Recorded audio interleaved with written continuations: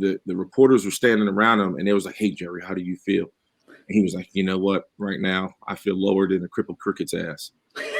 I almost flipped I thought it was the funniest shit I ever heard in my life. And he was just so somber and so serious about it. And I was like, lower than a crippled cricket's ass. You know how low you got to feel? Chris Hansen here, and I'm going to need you all to take a seat right over there and check out Birds versus Boys. I think you're completely right here, and I hate it. Yep. Hey, idiots. Stop doing dumb things. I got 2 phones. Upset alert. Upset alert. I might go insane. I think you're already there. There's no hope. Hope is gone. If this was an AFC North podcast, we'd be done in 15 minutes. Bob Hope. I'm going to drink bleach. That is the team you promised me you were going to be this year. This is the Consciously Hopeful podcast. I'll be watching. Ladies and gentlemen, welcome to episode 130 of Birds vs. Boys. We are looking week 4 of the NFL season right in the face. The Philadelphia Eagles are the best team in the NFL. Cooper Rush is the best quarterback in the NFL. What could go wrong? Aidan, how are you? Fantastic. I told you this before the show, but these are the easiest shows to do. It's almost actually tough because I have so many things that I want to bring up and talk about in the NFL, especially with our teams who are both flying high and have incredible momentum right now, that it's almost hard for me to corral all of my thoughts on everything going on. But that's perfect. I'd rather that than, July content. You know what else is perfect? Burying the Commanders and the Giants together in the same week. Oh, man, it was like perfect because we did that interview last week and we're like, well, which one do you feel like is more of a threat? And I think we all simultaneously agreed. We're like, maybe the Commanders. And like, that's how I felt coming out of this week. I was like maybe if their offensive line got healthy, they might pose a threat. But this is Birds versus Boys for the perfect time. For the first time, we could be careening towards like an arms race in the division. This is awesome. This is what we need. From a show perspective and a life perspective.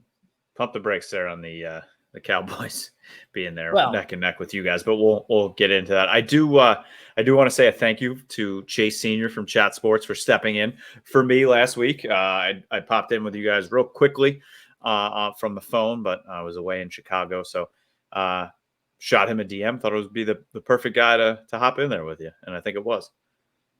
It definitely was. So.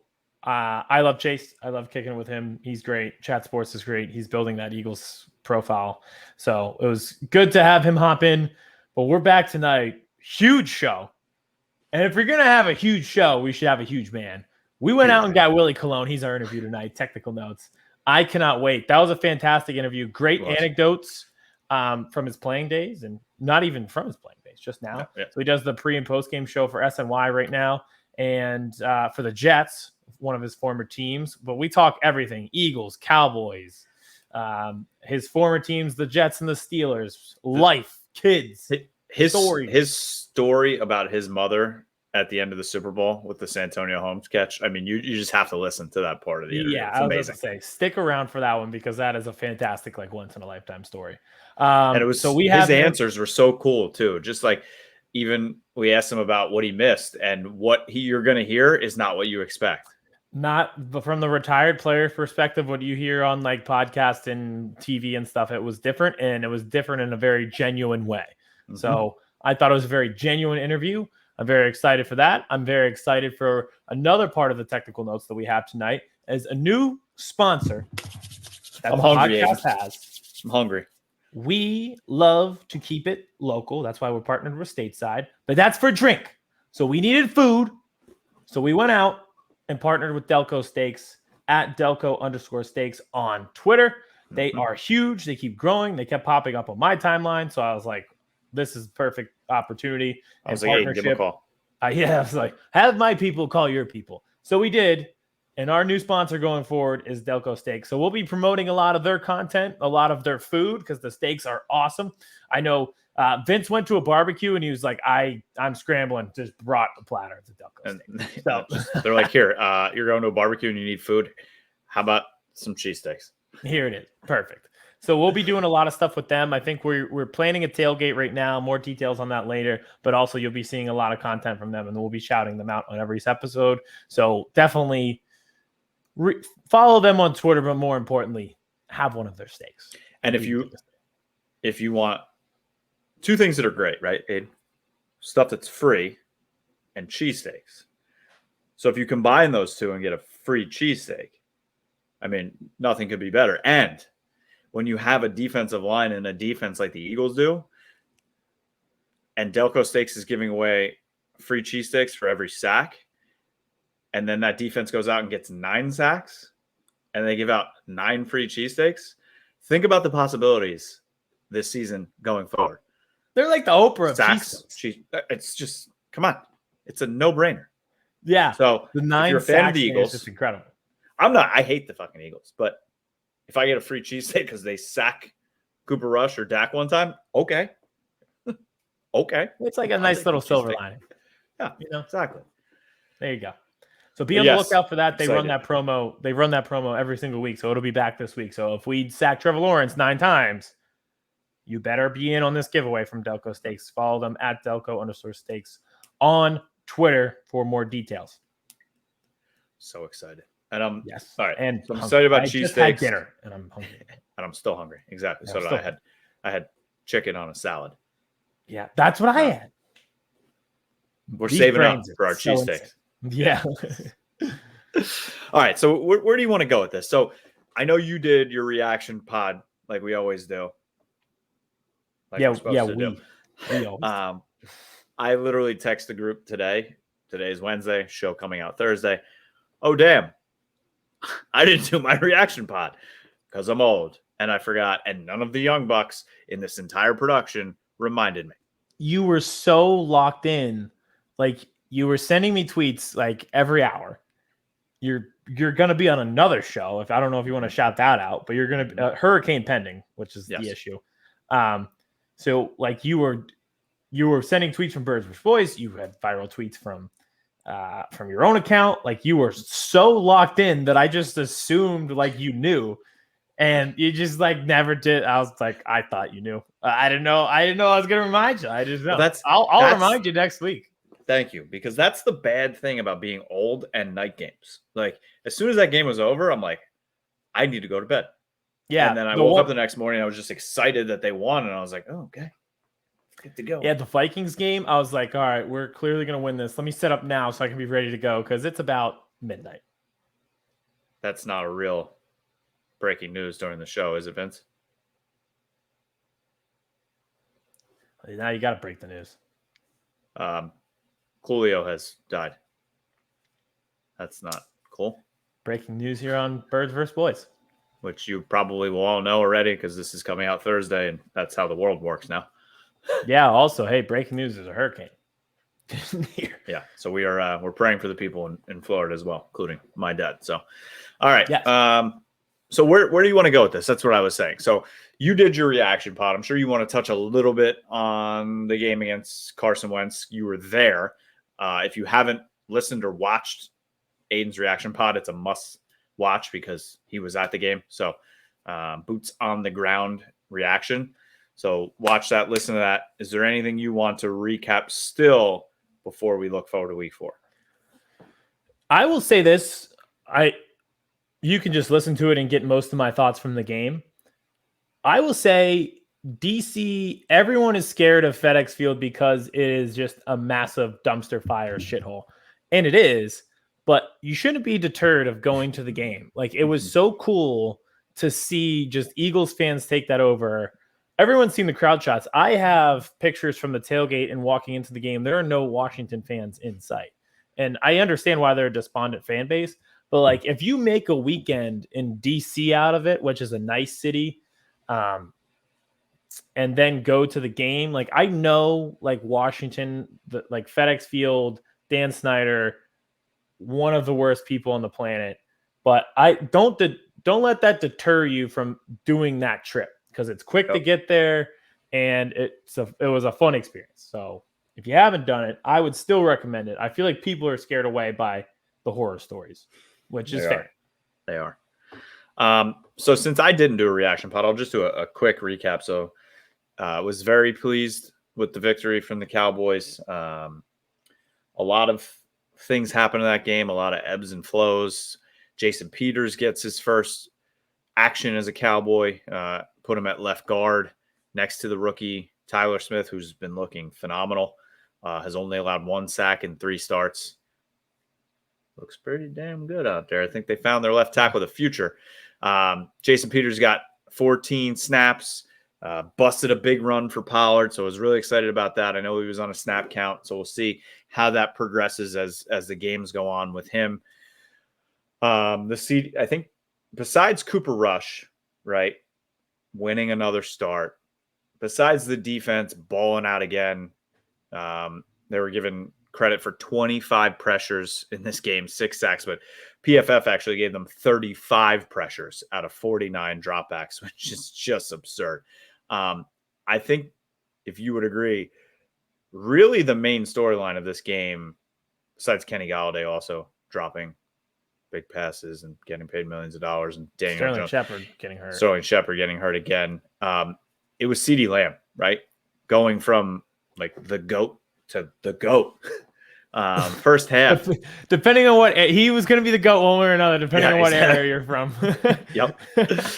And the first half, he has that pass right in his hands. People are saying it's a walk-in touchdown. I don't know if it was a walk-in touchdown because he was going towards the sideline. There was a safety there. But it was a massive gain, easy ball that he needs to catch 100 times out of 100 times, and he dropped it. Cowboys Twitter land was ready to go to MetLife and rip the 88 jersey off of his back and say, you don't deserve this. You're done. This is Dez's jersey. This is Michael's jersey. This is Pearson's jersey. Not you. You're not that video. You're not that guy, pal. You're not that guy, pal. You're not that guy. That's what was happening on Cowboys Twitter.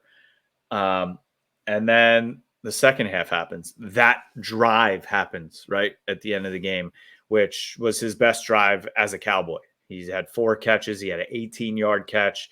He had the 4th down catch right at the sticks where he got popped, caught it, got the first down, and then the unbelievable one-handed catch in the end zone to pretty much put the game away, take the lead.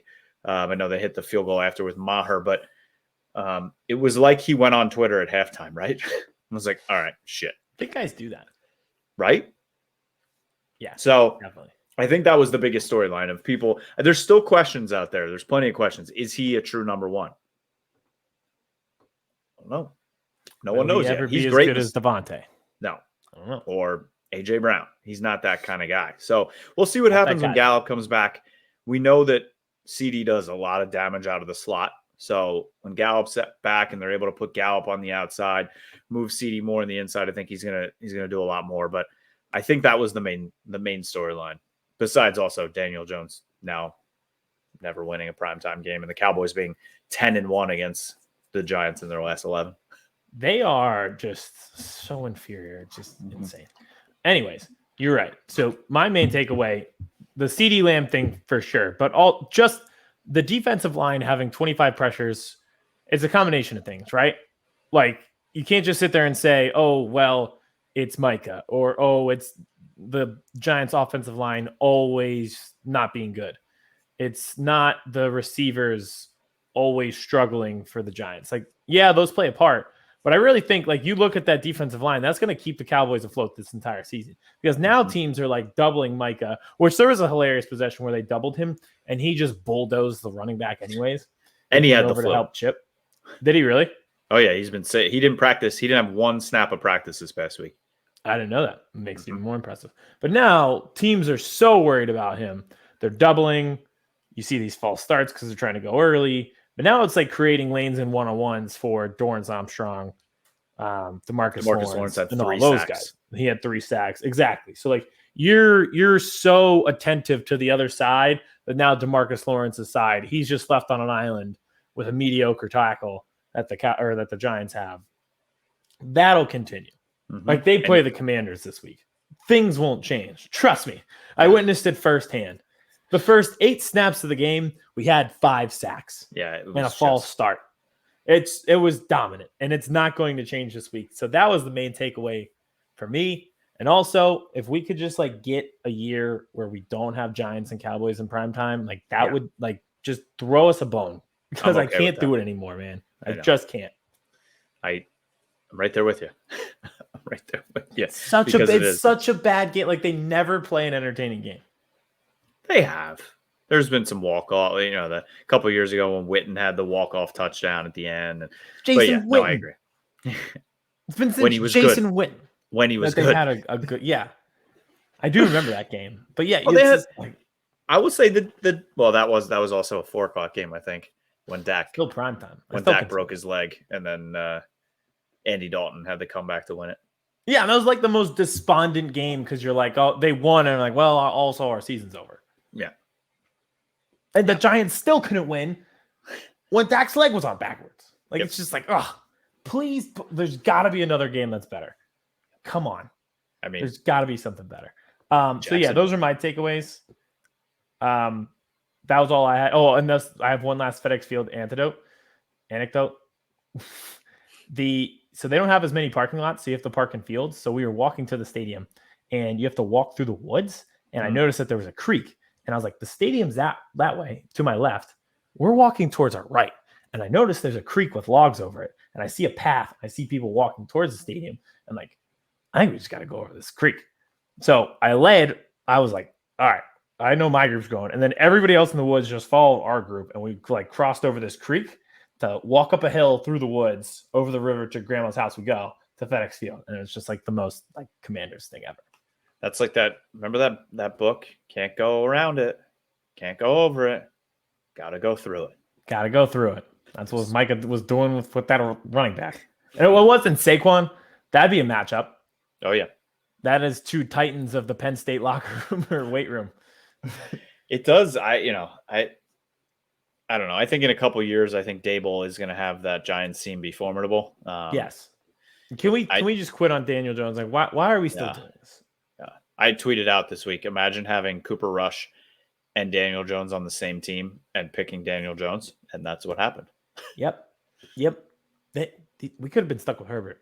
Mm-hmm. We have Daniel Jones, and I love Carson, but I'm choosing Herbert. Mm-hmm. All right. So we're looking ahead to week 4. Before we get into our interview with Willie Colon, where do you want to go? You want to go Philly first? You want to go Dallas first? What time do you guys play? Same time as you. Oh, that was going to be my determiner.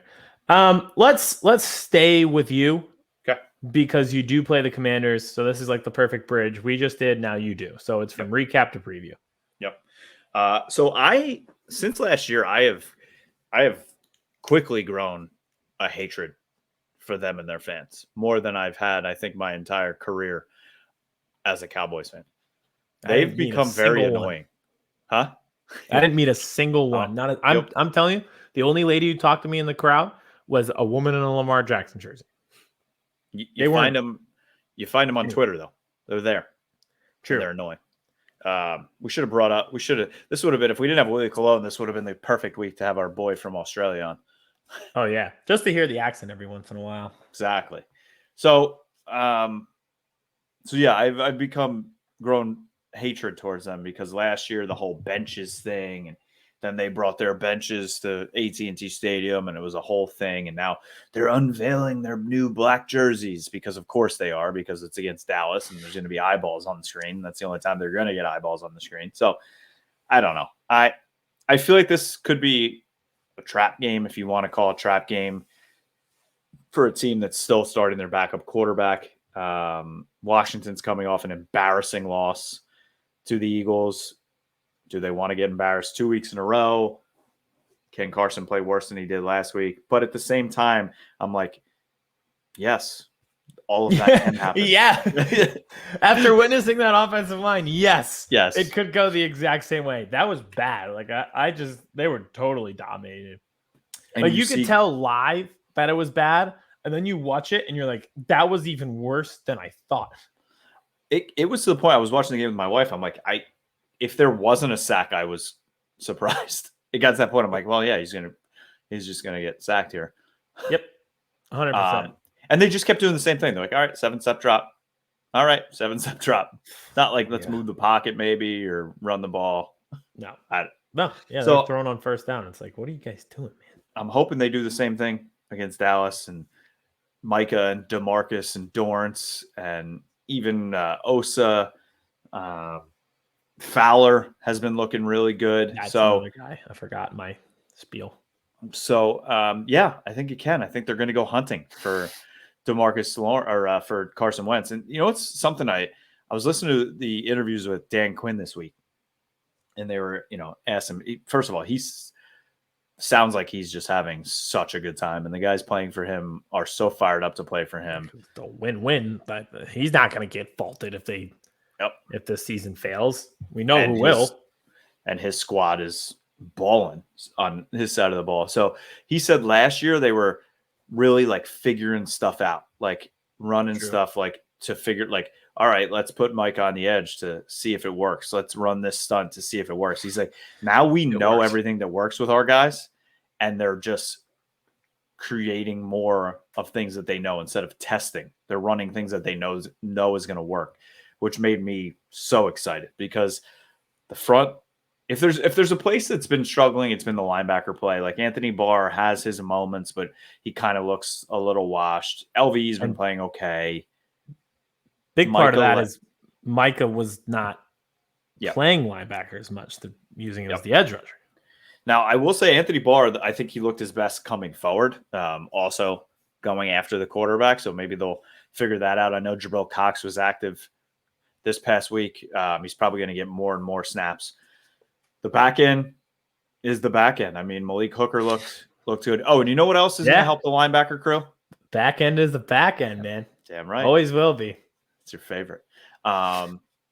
Is J-Ron Curse. His missing at the safety position is also what you see is I think hurting the linebacker play because he plays all over the field. He'll come down in the box. He led the league in tackles last year, led the league in non-missed tackles. I think he literally only had one missed tackle last year. So he helps out that linebacking crew a lot. So not having him definitely creates a hole there. So getting him back sooner rather than later is going to be very important for this team. And they do cover well. Anthony Brown's been playing well. Jordan Lewis, I know he's got that height deficiency, but he balls. And then Trayvon Diggs does what he does. He should have had that. He should have had a pick six. But then, that guy is a fascinating case study, right? Of being simultaneously in the wrong places and the right places at the same time. Mm-hmm. Mm-hmm. It's he knows what he's doing, but at the same time doesn't. Yeah, it seems like. Yeah, it's either a catastrophe or has the near pick six, and is getting the game sealing interception. There's no in between. Thank you very much. So I'm excited to see what the defense brings against the Commanders. And then there's the offense. Aidan, it seems like they finally figured out how to play Zeke and Pollard together. But we need a job that isn't just sitting in front of this microphone, because we've been saying a lot of shit here that's really starting to make sense to people in the NFL. And I don't know what our role would be, but just like I feel like if common I won, sense like shit.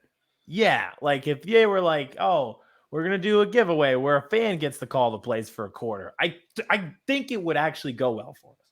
What if they just like put us in a room, like, just here's this microphone to the coach and just tell us what you think. We're like, give it to 20. Yeah, 20. Give it to 20 again.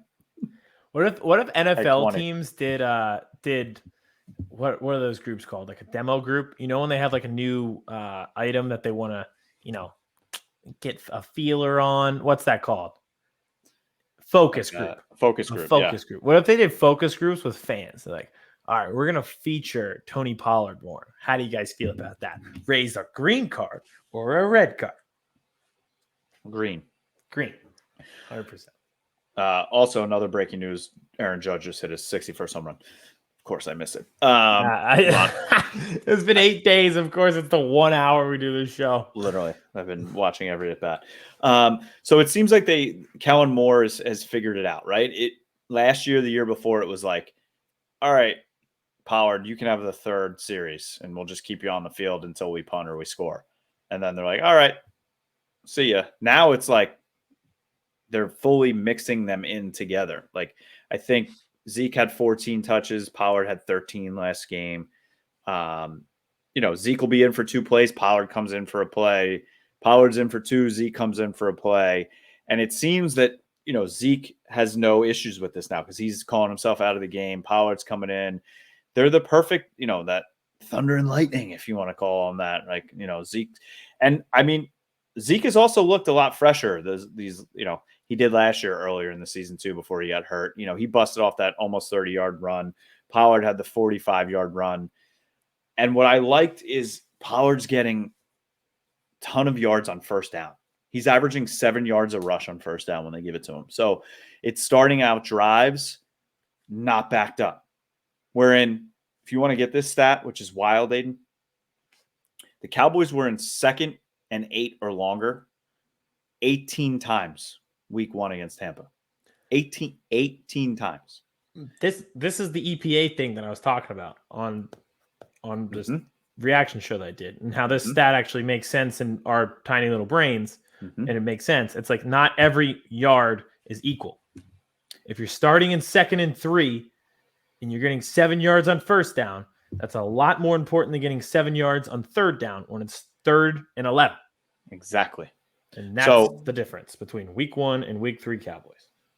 So 18 times, 2nd and 8 or longer, week 1. In week 2 and week 3 combined, 19 times. Because that philosophy, running the ball on first down with Pollard, getting ahead of the chains, and not having 47 false starts helps as well. But the philosophy, it seems like Kellen Moore's figuring it out. Now, people are going to be like, well, is that because Cooper Rush is in there? Is he calling the game differently? I don't know. I don't think so. They're obviously checking into plays and creating plays that Cooper Rush is more comfortable with. Even they said that 4th down play conversion to CeeDee when they called the timeout, they changed the play and checked it into something that Cooper Rush was really comfortable with, and it worked. So to say, thank goodness they did. Yes, they did.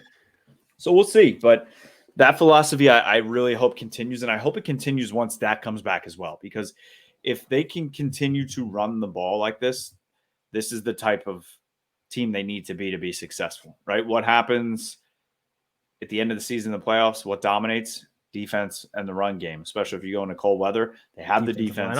They have the pass rush. Can you continue to run the ball to set up the play action? So I've been very excited about that. And then, we don't talk about Deshaun Watson on this podcast. I don't talk about quarterback controversy either because it's. I do. Well, pretty much all I know. Yeah. There's no quarterback controversy. I spent the better half of a decade. Like, this decade started with Cobb or Vic. Quarterback controversy is pretty much all I know. I'm like Bane in Dark Knight. No playoffs for the Phillies and quarterback controversy. Quarterback controversies. That's about it. And rebuilds. Process trusting. You learn the darkness. I was born in it, molded by the darkness. I was molded by the quarterback controversies.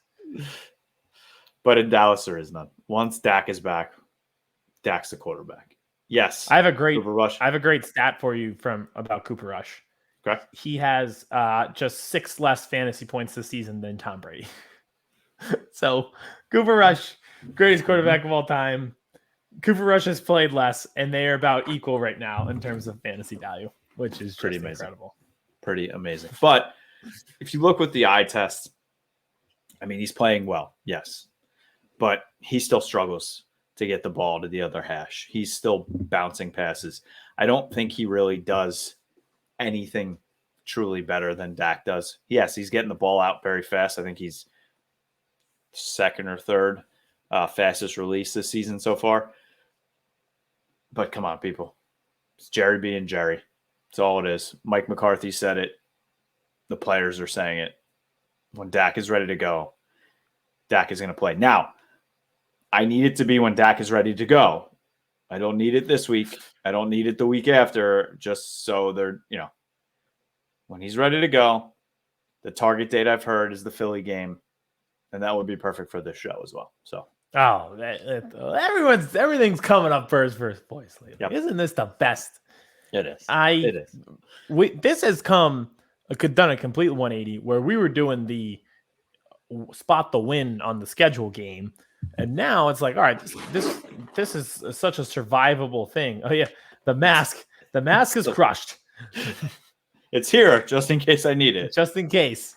Yeah, if they lose to the Commanders, you may want to. But for now, I think you're fine. And now you're like looking at the schedule and you're like, all right, I think we can easily sustain not having Dak for at least a month. And if they should beat Washington, if they could somehow go to LA and beat the Rams, and then they have the Eagles, we'll see. I'm not counting my chickens before they hatch. I know Philadelphia right now is head and shoulders above the Cowboys. They have more talent. I think they have a better roster, but you never know. And that's why they play the games. So this week, I'm expecting a win. But I'm also waiting for the Cooper Rush implosion. I thought it was going to be this Monday night. I really did. I thought he was going to throw for 3 picks. No. But there's never going to be this. I've never been more confident in being less confident in a team than I am in the Giants in prime time. Like there was just no way I was ever going to be like, yeah, they're going to get the job done and beat the Cowboys and put them in a hole. No, I never had a swing of confidence in them being able to do that. When Dorrance Armstrong blocked the field goal at the beginning, I was like, all right, we're back. Yeah, we're here. No chance. There's no chance. And then Cavante Turpin ripped that punt return that almost took it to the house. He's taken one to the house this year. The dude's fast, even though he's 5'5", 165. He also might die. But. Yeah. Britton Covey. I love the guy. He is going to be murdered at some point. He never gets tackled by one person. He gets tackled by 5 people and his legs are facing the wrong direction. And then he's like, all right. Yeah, then he just pops up. But yeah. So I have full expectations of a win this week. So we'll see. Correct. And I like I said, I didn't think the Cooper. I can see where your logic is with the Cooper Rush implosion. It happens to every backup quarterback because they're not sustainable for 17 weeks. They're sustainable for about 4 to 5. But that's what you need them for. So it was never going to happen against the Giants because they are also starting a backup quarterback just every single week. Oh, and I am excited. Hopefully will be for Michael Gallup's return. Everybody thought he was going to return in prime time. And then Jerry came out and said it was kind of the player's decision. Here's the is interesting. This is just like the detail. Like this is the one thing. So you're 2-1 and you should feel good about it. But it's just like they do so many like fundamentally small detail things wrong. Like Michael Gallup. IRs are shorter now. You only have to be on it for 4 weeks. Yep. It is week 4 and he hasn't played yet. Yep. And you didn't put Dak on IR either because you're pretending that he's going to be back and you just waste 2 roster spots. And it's just like, why?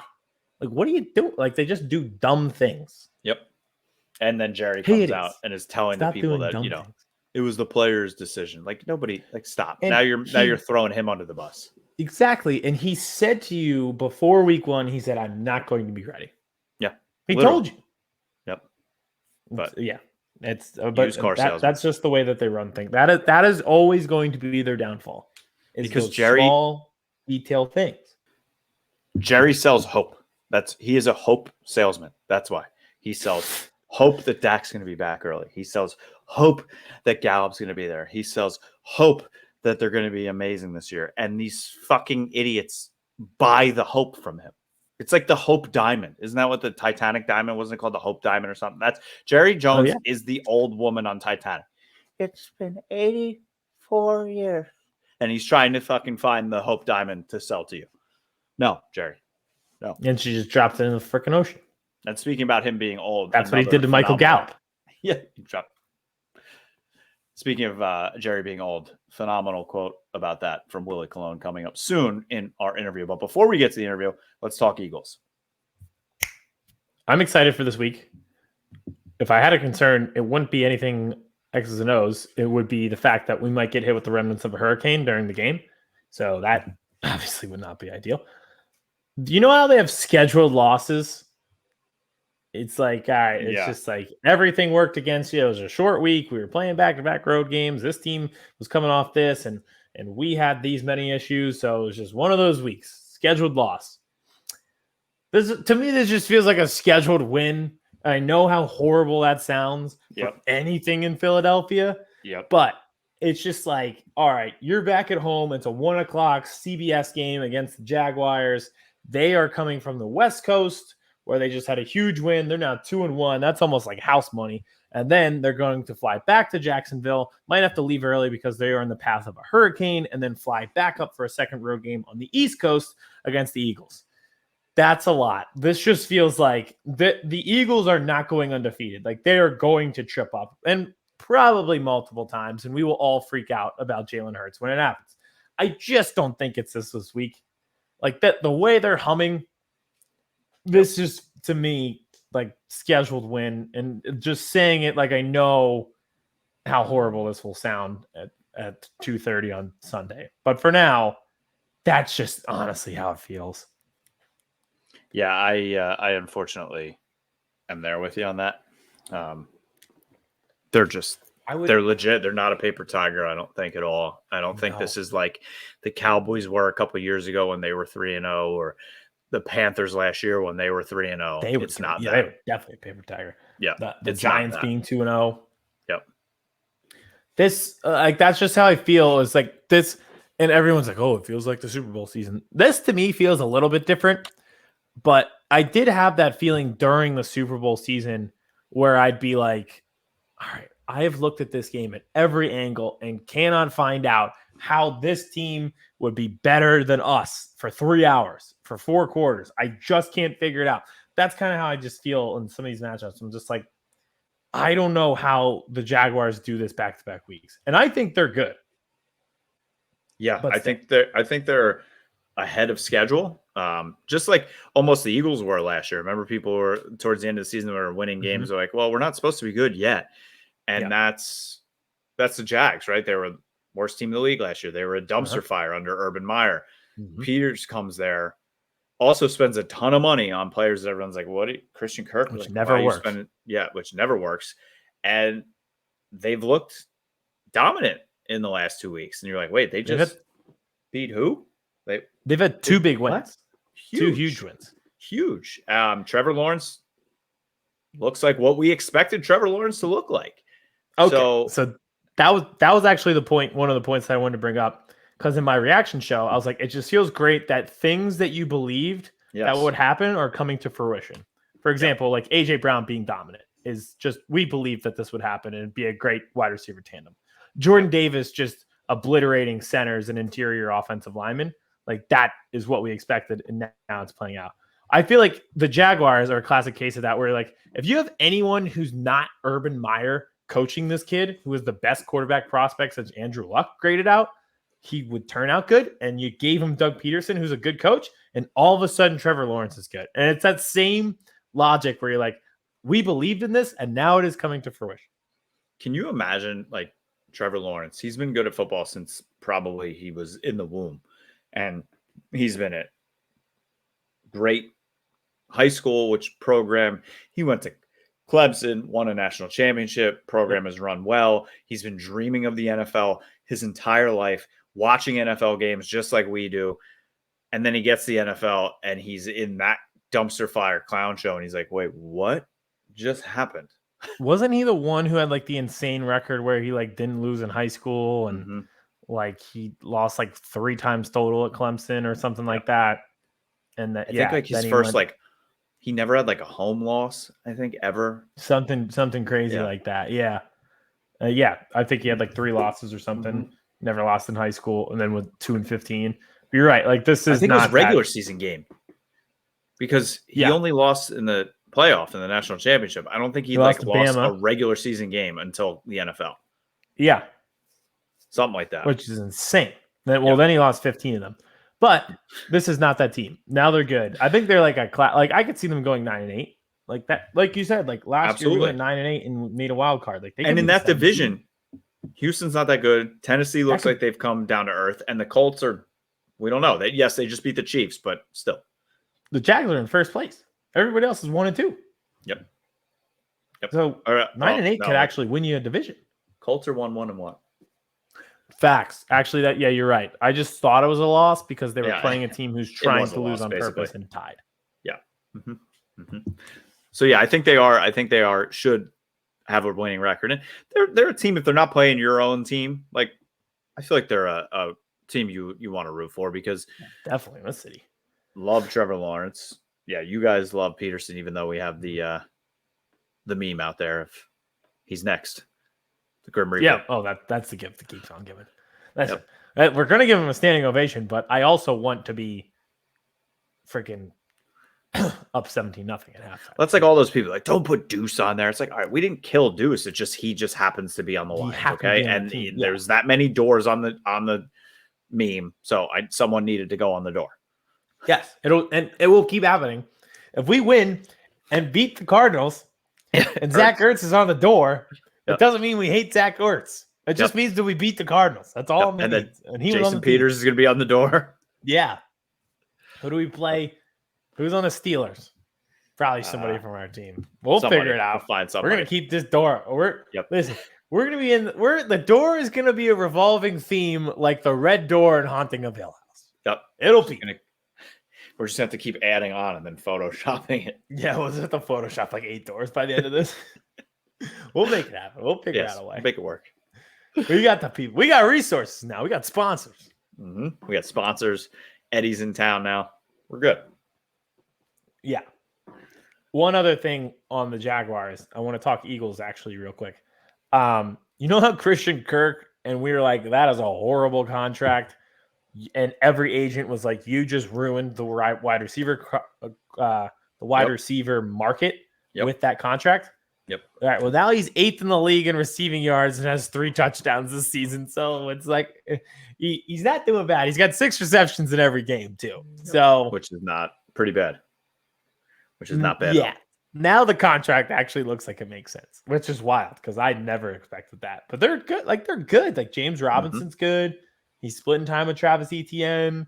But he's back from an Achilles, which rarely happens for guys. Yep. Like they're all right. This is an all right team. We should still I want another 24-0 at halftime. Speaking of wide receivers too, and this kind of goes back to the Washington game last week, but ties in for you and Philly is I feel like Quez Watkins is doing exactly what he needs to do. He had 2 PI calls on him last week. Like he had that long touchdown against the Vikings. Like he's the perfect wide receiver 3 for that team. It's like everybody's filling their roles. It just feels like the perfect order. It's like when you were little and put together the Connects toy, and all of a sudden, all these little pieces on the floor made a roller coaster or a Ferris wheel that spun around. Like it finally makes sense when you put the pieces together. So Quez, like you said, perfect wide receiver 3. He's the deep threat, 53-yard touchdown against the Vikings. He drew multiple pass interferences against Washington. He's not going to have huge numbers. Zach Pascal is the wide receiver 4. He had 3 receptions last week, and they got him involved, and they swung it to him, and he's productive. But that's the thing. Like Quez doesn't have to have big numbers. If he pulls 2 deep DPIs in the game, that's as good as 2 catches. Yeah, if he has a 1 catch for 45 yards and draws 2 pass interferences, that's all you need. Because at the top, you have A.J. Brown had a quiet game because Devontae Smith, who is your wide receiver 2, had 156 receiving yards in the first half. That doesn't even go into the fact that Dallas Goedert is slightly projected below 1,000 yards receiving as a tight end and is going to be the 3rd best target on your team. Like, it just all fits so perfectly. It's like my brain finally connects. First time in my life. Like I said, it's like the Connect toy. You've put it all together. That's pretty good. For some reason, I can't read that. Can we get a fat man cape for the big guys coming from Fletcher Cox? Oh, not the shout out to somebody else's podcast, but the Kelsey brothers, great. And I know Jason Kelsey said on his he said on their show this week, he was like, I want the cape too. And I'm going to be fat Batman. I was like, we definitely have to get him. Mulata needs to. I know that it's a disaster to give him the ball because we can't have him get hurt, but I just want to see it so bad. Oh, one time from the goal line. It should just happen. Just once. I know. It's just too risky. We'll never see it. We should just give it to Jordan Davis. I think he had a carry last year when he was at Georgia. That video of him running full steam at Carson last week was terrifying. That was I know it's early, but that was what when they drafted him. I was like, this is exactly what I signed up for. Yep. Where terrifying. He's either drawing a double team and somebody else like Brandon Graham, Josh Sweat, Fletcher Cox is winning a one-on-one, which is what we talked about with the Cowboys pass rush, or he was just like flat out just blowing things up. Like he gets that pass deflection. He goes straight, like you said, he just goes straight into Wentz. He blew up a few run plays too. It was just like the perfect Jordan Davis game. And it's just nice to see that progression. You're like, all right, this is just a demolition derby up front. Yep. If he plays like that, you'll be great. Yep. I still wish they had like one more edge rusher, but oh well. Well, it happens. I'm sure they'll probably make a move at the deadline. It'll be the Jai move. Mm-hmm. I know the Phillies just did something so fucking stupid because Vince just put his head in his shirt. I hate this team. I purposely did not watch it in the background tonight for everybody watching on YouTube who always wonders why my eyes glance over because I knew those idiots would piss me off. Aidan actually has a stripper pole in the corner of his apartment, and there's always a stripper dancing. That's why he's looking over there. That's it. Yeah. Did you see the tailgate at Miami? Yes. Hilarious. That was insane. Speaking of Miami, did you see the whole thing with Barstool today? No. The Miami Dolphins are practicing at Cincinnati, University of Cincinnati, because they're playing Thursday night and the hurricane, all that stuff. And Barstool Cincinnati posted a bunch of videos of them practicing from like above, like jokingly and saying like, here you go, Bengals and blah, blah, blah. And apparently the Dolphins like sent Dave Portnoy a long email with like the ones like these need to be removed immediately. And Portnoy just like tweeted it with like the GIF from Gladiator with the thumbs down. Can they do that? Can they be like, you have to remove these? They said none of these videos are authorized. They're from closed practices. So, that is funny. Yeah. It's like the perfect gift. Like I feel like they'll have to take those down, but that is still pretty funny. So funny. Yeah, I don't think you can do that. Well, here's the problem. If Cincinnati would just splurge and buy an indoor practice facility, you wouldn't have to. I think they're building one. They're building one. Pat McAfee, I say he's the reason they're getting one. It's all Pat. All right. So we're both expecting wins this week. Yes. So tune in for the game day reaction show. It'll drop Monday morning. We will both be complaining about what went wrong. Yep. And we'll talk about the 6 injuries that happened and how we blew a fourth quarter lead. Cooper Rush threw for 7 interceptions, and they had to bring in Will Greer. We're gonna be like, oh, maybe Jalen Hurts shouldn't get that extension. Lamar for him. But you know what did go right, not go wrong? Our interview with Willie Colon. This was awesome. I enjoyed this so much. He was awesome. Like we mentioned at the top, great anecdotes, great stories. I thought he was just, you're getting it from the perspective from a former player. There's one point where he's talking about Micah, and I'm like, I'd never thought of something like this. So you'll hear that. And then it was the perfect time to have him on for Cowboys fans with the whole Jason Peters thing as well. Correct. Yes, it was. So, all right, let's get into it. Our interview with Willie Colon, presented by Stateside Vodka. All right, we are now joined by former member of the New York Jets as well as the Pittsburgh Steelers Super Bowl champion, current host of Morning Men on Mad Dog Sports Radio with Evan Cohen and Mike Babchek every morning. It's the one and only Willie Colon. Willie, thank you for joining BVB. How are you, man? I'm good, man. Thanks for having me on. Absolutely. All right. So we always do a quick icebreaker with our guests. So I'm going to go NFL Twitter for you. So what is your favorite thing and your least favorite thing about NFL Twitter? Oh, my favorite thing is, I guess, the knee-jerk reaction to everything that happens on the field. Like everybody just, every time there is somebody that looks goofy in the stands to a bad call, it's just like, oh, that's the worst damn thing I've ever seen. You got to be, that always cracks me up. The worst thing is thinking everybody knows what they don't know. Like everybody is like some type of analyst or expert. Like you have no idea what you're talking about. So that's got to be really frustrating for you. Like when people analyze O-line play, not only O-line play, but they don't even have the genesis of why a guy responded or acted. Why, because there's a reason for everything on the football field. No guy just goes rogue or wigs out. This isn't like a video game where a guy glitches out. It's not like that. Like it may look kooky to you, but something caused that guy to do that. So most of the time I kind of see it or know But some of the takes are just wild. It is. All right.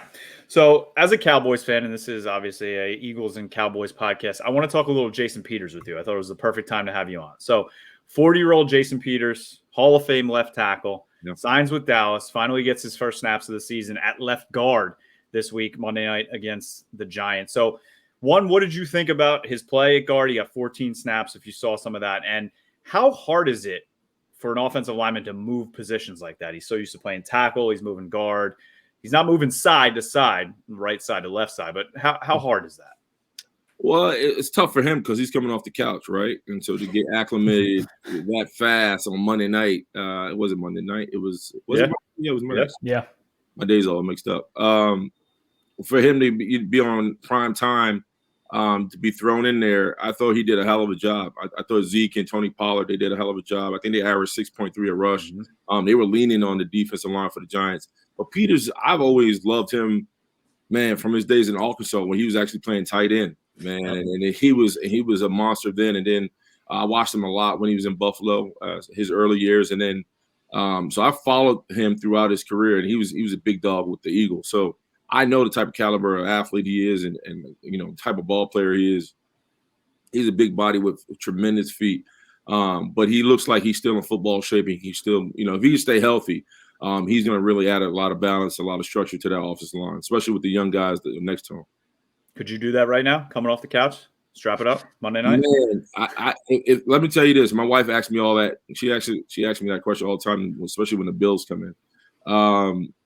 For me, my knees are shot, but if I could only practice, if I could only play on game day, yeah, I can give it hell. But if I got to practice, no, I'll be done. I'll be done by Thursday. I'll be on IR by Thursday. Walking in the building by Thursday. So, all right. So one more Cowboys question before Aidan hits you. So everybody here around the media, we talked about NFL Twitter. Everybody's talking about quarterback controversy, Cooper Rush, Dak.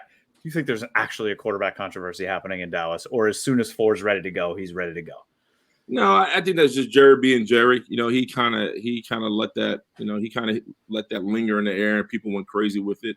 You don't pay Dak all that money for him to be the backup in no case. It just doesn't make sense. I understand Cooper Rush is playing pretty sufficient football right now, but that's Dak Prescott, man. I mean, he won you 12 games last year. You know what I mean? So let's calm down a little bit.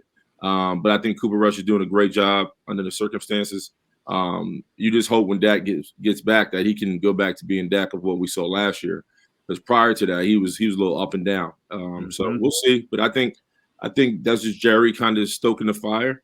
But if you're a Cowboys fan, you got to know it's Dak. Like it's not even a question. I always say Jerry's like a used car salesman. He's just gotta get you in there, keep you. He's the puppet master. He's just got to keep people engaged. And Jerry's old as balls, right? Like he's an old man. Like we all have that old elder in the family who just says wild and says crazy things where you just look at him across the table like, bro, like what? What? Yeah.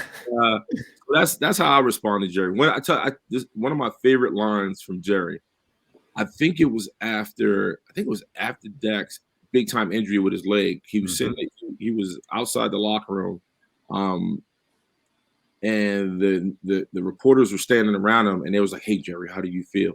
And he was like, "You know what? Right now, I feel lower than a crippled cricket's ass." I almost flipped I thought it was the funniest shit I ever heard in my life, and he was just so somber, so serious about it. And I was like, lower than a crippled cricket's ass. You know how low you got to feel? Oh, man, I thought it was hysterical. I laughed about an hour over it. It was unfortunate it was because of Dak's injury, but it was hysterical to me. So, yeah. And it's funny, too, because he gets – I mean, no other owner talks as much as he's on the radio station down there twice a week. Steven's on twice a week. He gets interviewed as soon as the game's over. It's just – and you're like, old man. Calm down. Yeah. Well, I think his family feels like that too, but it's his team, right? It's like you buying a car and somebody telling you can't drive it. You're like, what? Like, my car. I just spent all my money on it. I'm driving this thing. I don't care if we go off a bridge. It's still my car. Jerry's like that, man. Uh-huh. He's got the best just out of context sayings too. It's so funny. Yeah. Let's stick with quarterback talk, but let's flip over to the Eagles. And I know you do pre and post games for the Jets on SNY. Sure. Here in Philly, we've been really happy with the program they put together for Jalen Hurts. What could the Jets do similar to what the Eagles did for Jalen Hurts that could help Zach Wilson? Well, it's unfair. The Jets are, the biggest problem with the Jets is the fact that they get players, they draft players that come with instructions, and they don't listen to the instructions. They just kind of do their own thing. And I'll give you an example. Elijah Moore, when he was at Ole Miss, he was hell in the slot. Like, he was damn near unguardable. And you can kind of use him like how the Niners use Deebo Samuel, like put him in the backfield, jet sweeps, mismatch against linebackers, run seams where you threaten safeties. They have him outside as a number one, making him run routes as if he's goddamn Calvin Johnson. Elijah Moore is only 5'9", 5'10", maybe 5'10". He's not a big man. So the fact that they use him in that fashion annoys the hell out of me, because I felt like they should have learned that last year, because when they did take him out of the number one spot, they put him in a slot, he was killing. He was doing everything you needed him to do. So for some reason, he's back out there. And I don't know if it's because Garrett Wilson has had some success, but they got to figure a way to get Elijah Moore the ball the way he's instructed to get the ball. Ole Miss gave you the instructions, use it in that fashion. So that's one. Two, they acquired Lakeland Tomlinson, the right guard out of San Francisco, who's a big-time ball player. They got him playing left guard. And then they take AVT, who's a Pro Bowler last year, and they put him at right guard. And then Mekhi Becton goes down, takes a little fire out there, out of there, whatever. And they get Dwayne Brown. He's only in the building a week. He pops on IR. Now he's supposed to be clear next week, and hopefully he can play out to the Steelers game. And then George Fent, the left tackle, who they were excited about because he actually played his way onto the field and started. They had him at left tackle. He just left. He just went down on IR with a knee injury. So and now they're playing with a bunch of backups going against Pittsburgh this week. With all that said, they've developed. They have a knack of not following instructions. Just keep it simple. It doesn't. And I understand the reason for the offensive line, because you have a rookie right tackle. They want AVT over there to kind of be whatever. But I'm like, AVT has been elite. Lakeland Thomas has been elite for 5 or 6 years. He's a vet. He can handle the young putt. Keep AVT in his natural position where he was kicking ass for you last year. Mm-hmm. So they do a lot of quirky, weird things that I just don't understand at times. But this still is a team that is trying to figure out how to win. And obviously they came off for emotional win in Cleveland. But I think the one thing I do love about the Philadelphia Eagles that I was frustrated with last year, they didn't run the ball enough last year. Now they're running the ball. And now they've allowed Jalen Hurts not to play outside of himself. They're not asking him to do things that he cannot do. And I think that's what I would like the Jets to do. Find out what our guys do well, and let's just run the hell out of it. And they're still kind of going through an identity crisis from the offensive standpoint. Defensively, they're doing fine. We got a really good secondary, young, good secondary. Up front, our pass rushers are no. Carl Lawson's coming off an Achilles injury. He's been a no-show. I've dealt with Achilles injury. It takes a lot to kind of bounce back from, but it does happen. Jermaine Johnson, who we got out of Florida State, is a big-time player. He's now learned that NFL, you can't just run around guys. They hit back. We hit back in the NFL. So he's going to have to play lower and play faster and come up with a array of pass moves. So we got some guys who, we got $30 million wrapped up in pass rushers, and we haven't got a sack out of anybody yet. I think Jermaine Johnson probably has one sack. Carl Lawson doesn't have a sack yet, and we paid him $70 million. So we can use some of that pass rush you guys got. We can use some identity, certification you guys got. And we need. Garrett Wilson is great, but AJ Brown for you is just he's Batman. You know what I mean? Goes up and kicks ass. So he's only 25. Only 25, and he looks like he played in the 80s. So. I am the guy who, when I buy furniture, I don't look at the directions and think I can figure it out. So I will think of you and the Jets every single time that happens for the rest of my life going forward, because I'm literally stapled to the damn couch. Yeah, exactly. And you want to take your own way. Like, there's nothing worse than and then being in a car with somebody who punching the address for Waze and then take their own way. Like you can't beat the computer. You can't do it. Has it mapped up for you to go? You're like, the computer's like, it's Siri. I don't know if it's Siri, but Waze is like, hey, turn right here at the light. You're like, no, I know this way. It's better. It's a left. We'll take this left. Now you're stuck in traffic for 25 minutes where you could have been home in 2. Yep. So stupid. Yep. Like, sounds about right. You put the address in, follow the goddamn ways. Yeah. It's not that hard. It's not that hard. No. And it's highlighted. It's perfect. Like, and it talks to you. Yeah. And it'll be red if it's bad. So you just like, all right, don't go that way. Literally, it'll show you how long you're being bad for like 12 minutes. Like, hey, you go this way, your ass is gonna be stuck for 12 minutes. I love it. They're going 2 miles an hour too, and you're like, yeah, I like to drive slow. Right. I know where to go. Your kids are crying, throwing milk at you. Well, it's fine. Oh, I'm not there yet. Stupid. Getting there. All right, so Eagles Cowboys podcast, we go back and forth all the time, but the one Cowboy I'll never hate is Micah Parsons because he's from my hometown. So who is somebody from your playing days that reminds you of Micah right now, where he's in the position as a linebacker, edge rusher, he could win Defensive Player of the Year right now? It's not Lawrence Taylor, I'll tell you that. Please, people need to stop that comparison. Like, Lawrence Taylor was God to me. He's one of the reasons I played football. Lawrence Taylor was just a monster for me. Micah Parsons reminds me a lot of Von Miller. I've been asked just like, who's one of your top pass rushers? Von is probably my top 5 pass rushers that I've played against and watched because his inability to move without stopping his feet. You got to understand from an offensive line standpoint, if you're rushing me and I get you to stop your feet, that's more time for my quarterback to make a split-second decision. That's more time where I can anchor and get my hands on you. That's more time where you now have to redirect, change your body frame and and move your hands. That's all time being wasted. Von Miller, especially young Von Miller, man, he had moves going into moves. Like he was shifty. He can bend like a SOB. And he had an innate ability to pressure your edge with a stab or a bullet power or a spin. Like he's a big man. So Micah reminds me. Micah's not as big, but he reminds me a lot of like a young Von Miller, how Von Miller played when he got into the league. Just very shifty, doesn't stop his feet, knows how to work edges, know how to drop his center of gravity, and get around you. So he reminds me a lot of Von Miller. I like that answer a lot. Yeah. Coming off that question, crazy. Too. What's the thing you miss the most about your playing days? Locker room, game day. See, that's funny. I don't miss the locker room. I know that's kind of like cliche answer with a lot of guys. And I think one of the reasons I don't miss the locker room because I'm still in contact with most of the guys I hung out with. Like we're still text or call or we'll DM each other, naughty jokes or something stupid. I missed the game, man. I missed the game simply itself. Getting up Sunday morning, having butterflies. No matter if we were number 1 in the division or not, still that butterfly feeling, waking up like, man, I'm playing football today. It's going to be loud.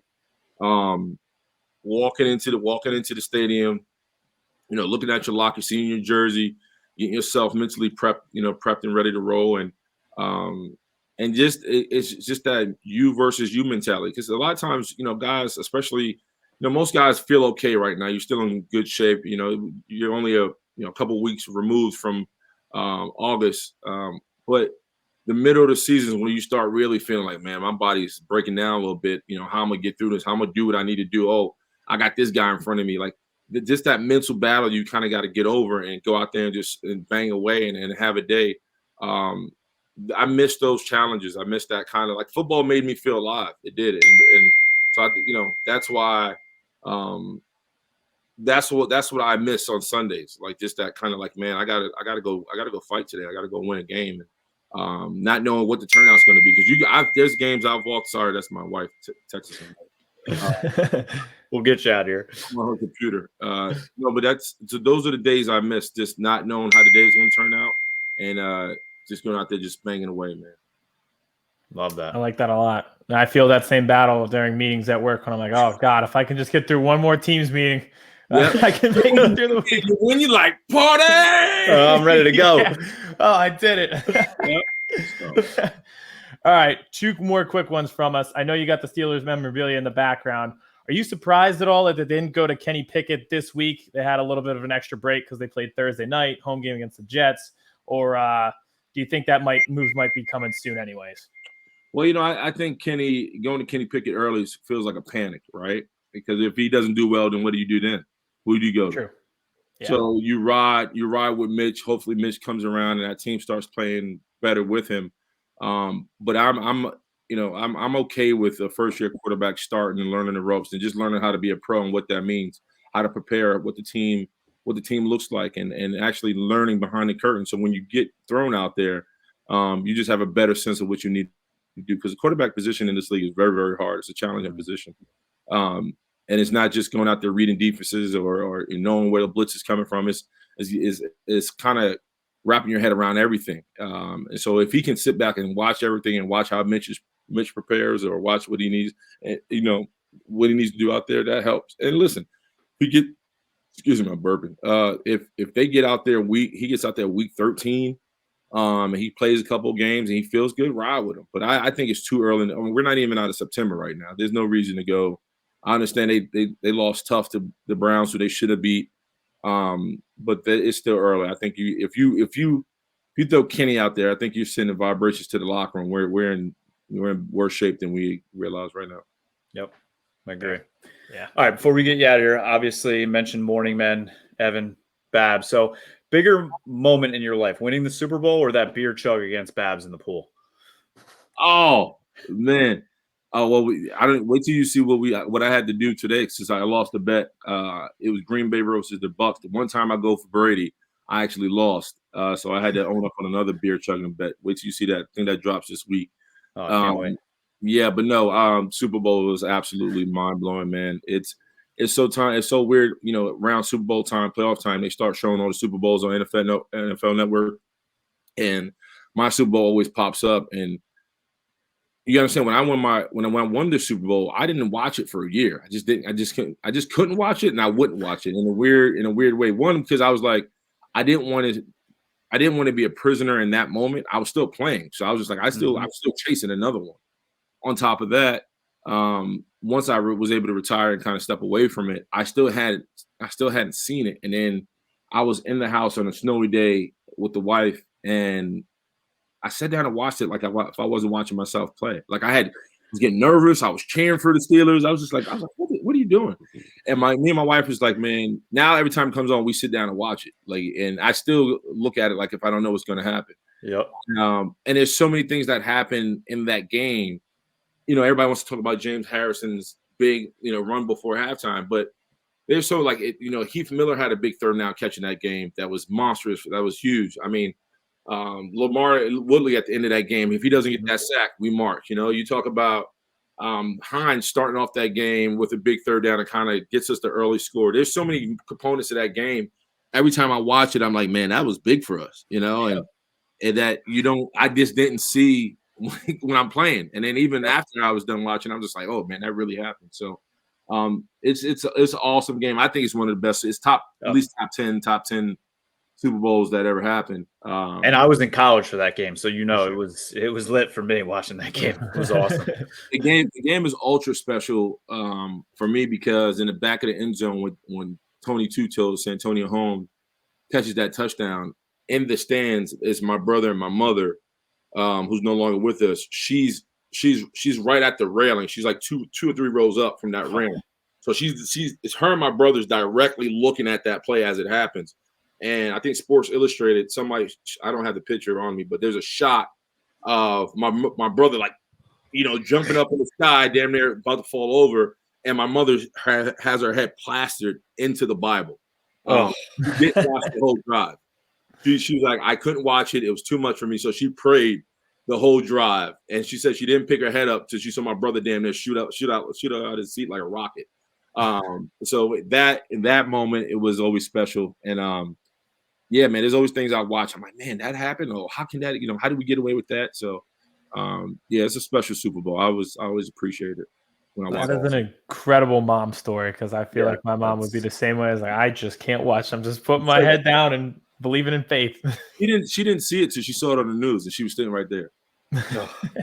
That's so cool. That's incredible. Cool. Yeah. That is. All right. We always let all of our guests plug away. So let everybody know where they can listen to you, where they can follow you on Twitter, all that good stuff.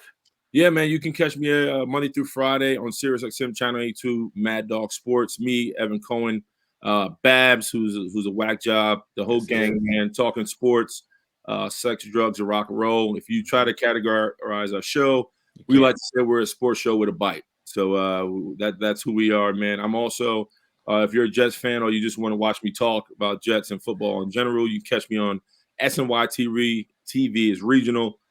Pre and post. The pre starts at 12. The post starts right after the game, so it's usually around 4 o'clock. My wife is on a reality show. She's on OWN Network, Oprah's network. Her show is on Friday at 9 o'clock. It's called Bell Collective. It's kind of like the Housewives of Mississippi, so she's on that. And yeah, man, I'm just doing anything and everything. So just moving and grooving.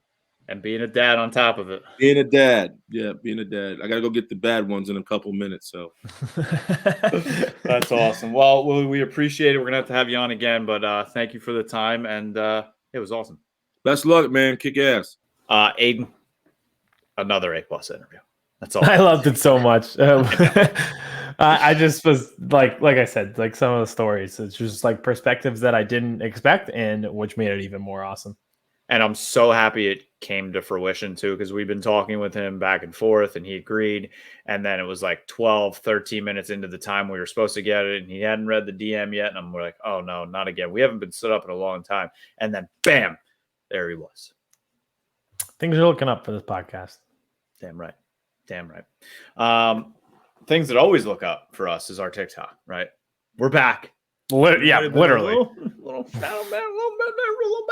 But we're back, and things are looking up. So we'll bring in Vinny Colon here for the TikToks. Only your mom calls me Vinny Colon. Oh, hey yo! Look at you. Yeah, Vince tried his best to get us banned on TikTok again. How about it's this dude? Too fun. How about this dude, Aidan? And now he's got like a house. He's always in different spots. Now, look at my staircase. This is my bookshelf. Yeah, this is definitely like some long game he's playing where he's just going to piece this together and be like, I showed off every room in my house during TikToks. No, just because I don't have a desk set up yet. Said he just used to be just in the kitchen, and he was in his kitchen like this, and the dog was literally jumping from the bed onto him from right here. The cat committing suicide was one of the funniest moments of this podcast. That was the Super Bowl reaction show. That's perfect. Yeah, that was the same show where you were like, I didn't watch the Super Bowl. And the cat heard that before. News and just completely lost it and was like, I have no will to live. 2 Super Bowls ago. Was it really? Wow. Yeah. Wow, this time it's really flying. All right, so we're doing 2 TikToks tonight. Hell correct? Yeah, we are. So we're going to do power rankings, so our teams at the top, and then we are going to do most disappointing teams thus far, so maybe our teams at the bottom. So we said things are looking up. I think we should start with the power rankings. You guys good with that? Good with that. All right. Power ranking the top 5 teams in the NFL today. At 5, I've got the Dolphins. They are undefeated. You gave weapons to Tua. He looks great. Tyreek Hill, Jalen Waddle. I like that team a lot. Big win against Buffalo. Big game on Thursday against the Bengals. 5 for me. I have the Baltimore Ravens. They gave that game away to the Dolphins. They lost that game. Dolphins didn't win it, but Dolphins are still undefeated. Lamar Jackson is playing like the best player in the NFL, not just the quarterback. He is the best player in the NFL currently. That's all I gotta say. Ravens, it's coming. Pay up. At 5, I have the Dolphins too. They just built like a fun, fast team. That's the name of the game. Mm-hmm. At 4, I have the Ravens. I love Lamar. Mark Andrews might be the best tight end in the league now. And their receivers are developing. Devin Duvernay has 4 touchdowns. He's been awesome. Rashad Bateman's developing. They did all right. I think this is a really scary team. They can put up some points. And like you said, they gave that game away against the Dolphins. Every TikTok kid is going to say, well, how do the Ravens are ahead? They beat the Dolphins. Because I have eyeballs. And I know that they gave that game away. 4 for me. I have the Dolphins as well. We talked about paper tigers earlier in the show. A little nervous they might be some sort of a paper tiger. We'll see. Like you said, big game against Cincinnati this week. They are fun. They are fast. I just need to see more. At 4, I have the Ravens. Lamar Jackson's MVP right now. We were roasting this receiving core as maybe one of the worst in the league before the season, and they look pretty good. Again, and it's just the eye test with that Dolphins game. Like, this team is probably going to end up being better than the Dolphins. If not, cool. Means the Dolphins are a fun team, but I think this team ends up being better than them. At 3, I have the Packers. Their defense is legit, and they just do this weird thing where they come out week 1 and look like a catastrophe, and then slowly but surely put everything together. If you look at their schedule, it's just going to be like, I don't know if there's a loss in sight, and those young receivers are really starting to like build something. I think it's a really good team. I got Green Bay at 3. 3 for me, I have the Kansas City Chiefs. Yes, they just lost. But Patrick Mahomes. Need I say more? Nope, that's it. That was great. At 3, I also have the Chiefs. Patrick Mahomes. Until they're not one of the top 5 teams in the league, they're going to be one of the top 5 teams in the league. Mm-hmm. At 2, I have the one and only Philadelphia Eagles. I know they are undefeated. They probably deserve to be number 1. If you think that I will jinx one of these Philly teams by putting them number 1 and letting the hype train get out of control, you have another thing coming. They could be 17-0. I will not put them number 1. So at 2, I have the Eagles. Out of love. Some of us won't jinx them even more than that.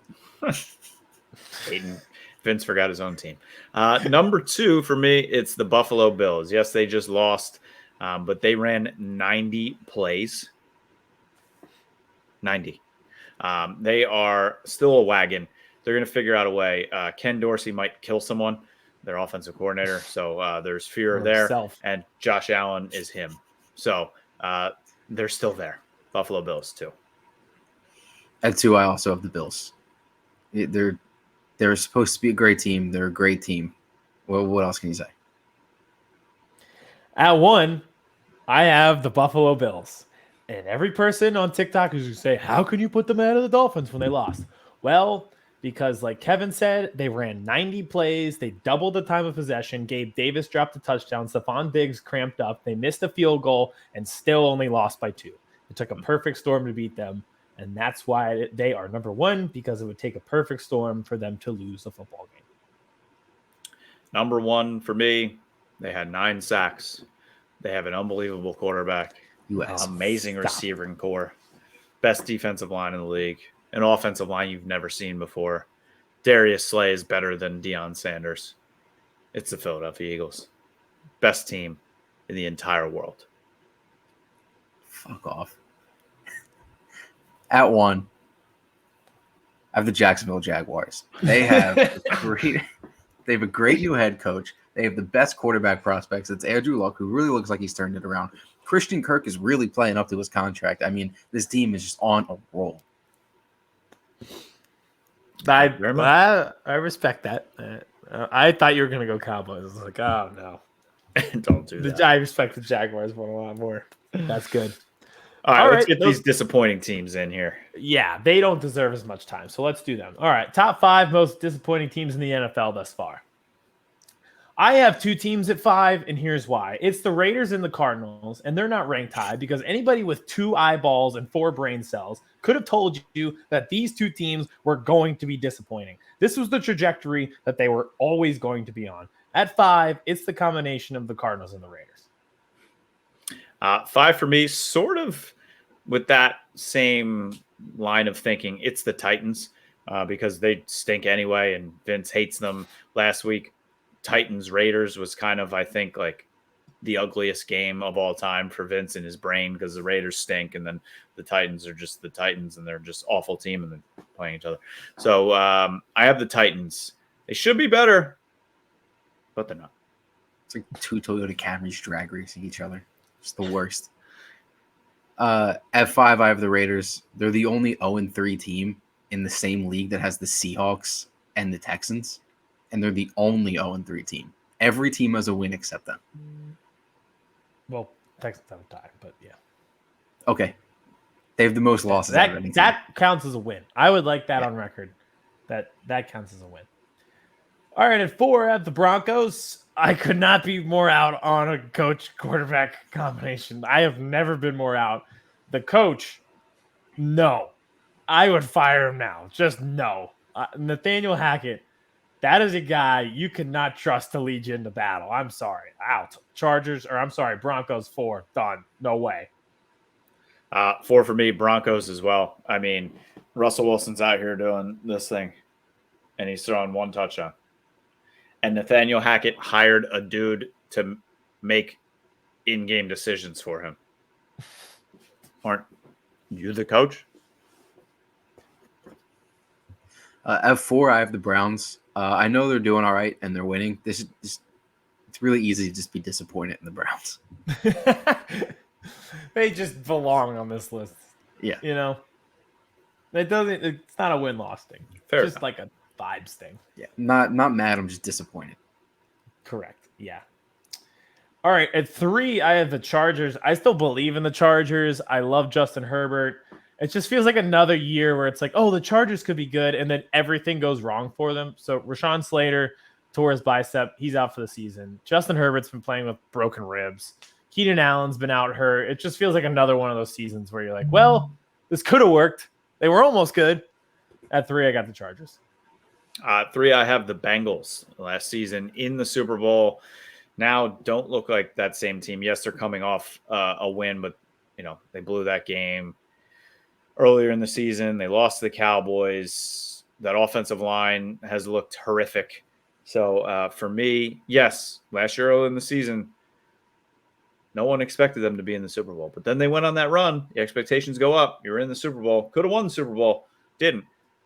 Now they look like they have a Super Bowl hangover. I have the Bills. I know they're on a roll and probably the best team in the NFL, but they're supposed to win every game by 50, and they barely won by 30, So it's kind of and they actually lost the game. And they even lost the game. When your expectations are so high, there's only disappointment. At 2, I have the Saints. I just thought that they'd be better, Like, I thought they'd be better than the Panthers. Mm-hmm. And I know it benefits me for them to lose, so I'm just kind of wishful thinking them onto this list of disappointing teams. At 2, I have the Saints. 2 for me, it's the Chargers. We love Justin Herbert. This is a Justin Herbert Pro podcast. But like you said, things are just chargering. You mentioned Rashawn Slater getting hurt. Joey Bosa also now is on IR. That is going to kill them. They just seem to always get in the way of themselves. And I think the only way they get out of it is building their own stadium, getting out from underneath the Rams in SoFi. Which they are.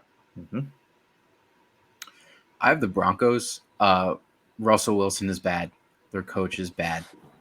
Like, what? It's just a disappointing team. They're not even kind of good, and there's no hope. Like, I can't see an out for this team. Every game they've played has, for some reason, been primetime, and I think they're primetime every game for the rest of the year. We've just been forced to watch this team, and they're so bad. And I got cat suicide coming. We're going to get kicked off TikTok again. Out there. I'm going to lose my mind. After we just talked about it, I want that thing to jump so bad. It just looks like it's so tempting right now. Oh, damn. Oh, man. If that thing comes careening back on the screen, we're done. All right. At 1, I have the San Francisco 49ers. I just can't do this for another year. Like, you should be competing for a Super Bowl. I cannot do this. You lost to 2 anemic offenses in the Bears and the Broncos. That, like, it doesn't matter which quarterback they use. It's a disaster. They scored 10 points. Jimmy G's getting safeties by running out of the back of the end zone. He can't find Deebo Samuel streaking down the field by himself. I just can't do this with this team again. You are so much better than this. At 1, I have the 49ers. 1 for me. It's the not Oakland, Las Vegas Raiders. Yes, we all knew this was coming, but everyone's like, the AFC West, best division of football. Chiefs are really good, but the Raiders. Chargers are really good, but the Raiders. Broncos got Russell Wilson, but the Raiders. And they're 0-3. They haven't even won a damn game. Russell Wilson's won 2, and he stinks. Raiders have won. At 1, I have the Raiders. They're the only 0-3 team in the same league that has the Seahawks and the Texans. And they were supposed to be the best team in the AFC if you look at our TikTok comments. Mm-hmm. And like you said, Russell Wilson, who stinks, has 2 more wins than this team. Just a pathetic franchise. Mm-hmm. And that, ladies and gentlemen. All right. Well, those are our TikToks. The highs and the lows. I'm sure maybe one of those power ranking teams is going to fall onto that disappointing list later in the season. You never know. That's what happens in the NFL. That's how it goes. That's how it goes every time. All right. So we, to recap, we're both expecting big wins for the Birds and the Cowboys this week. Thank you to Willie Colon. Just an unbelievable interview. We're definitely going to have him back. Shout out again to Delco Steaks. If you are hungry and you don't want to just have chicken on a salad like Aidan and I both did for dinner and you want something satisfying, head to Delco Steaks. And don't forget, they are giving away free steaks for every sack this week that the Eagles produce on Trevor Lawrence. So get involved with that. And they deliver with Uber Eats. I mean, if you're watching the game and you're a lazy piece of you-know-what, we know you are. You don't want to leave your house. I don't know how to do it because I'm old. But you can order on Uber Eats and your cheesesteak will be there. So shout out to Delco Steaks. Make sure you follow us everywhere. Twitter's been blowing up. Birds vs. Boys Pod on Twitter. I don't know if you saw a little video that Barstool took. Has 200 and some thousand views. I don't know. Birds vs. Boys Pod. Anywhere you listen to your podcast, we're there. YouTube channel. Smash the subscribe button. Both of our reaction pods will be there as well on Monday. Maybe. Any closing requests? Nope. See you for the game day reaction show where we complain about all the things that we were just so positive about. Thank you for listening. Thank you for watching. This has been Birds vs. Boys, a podcast for every NFL fan, not just Birds fans, not just Boys fans. Tell your friends, tell your family, subscribe to